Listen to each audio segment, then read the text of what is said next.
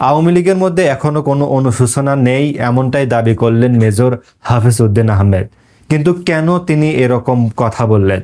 তার বক্তব্যে উঠে এসেছে জুলাই গণ অভ্যুত্থান, গণতন্ত্র এবং আওয়ামী লীগের ভবিষ্যৎ নিয়ে একাধিক গুরুত্বপূর্ণ মন্তব্য। চলুন সংক্ষেপে জেনে নেওয়া যাক। বর্তমান স্পিকার মেজর হাফিজ উদ্দিন আহমেদের দাবি, জুলাই গণ অভ্যুত্থান বাংলাদেশের ইতিহাসে একটি গুরুত্বপূর্ণ অধ্যায়।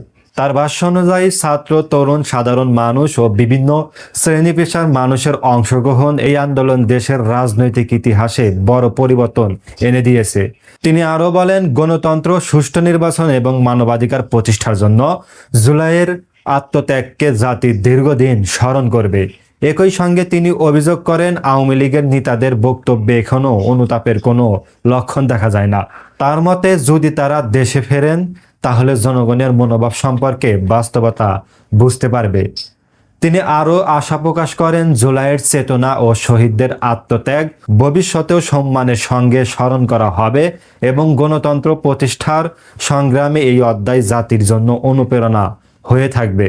মেজর হাফিজ উদ্দিন আহমেদের এই বক্তব্যের সঙ্গে আপনার মতামত কি? আওয়ামী লীগের কি আত্মসমালোচনা করা উচিত, নাকি আপনি ভিন্নভাবে বিষয়টি দেখছেন? কমেন্টে জানান আপনার মূল্যবান মতামত।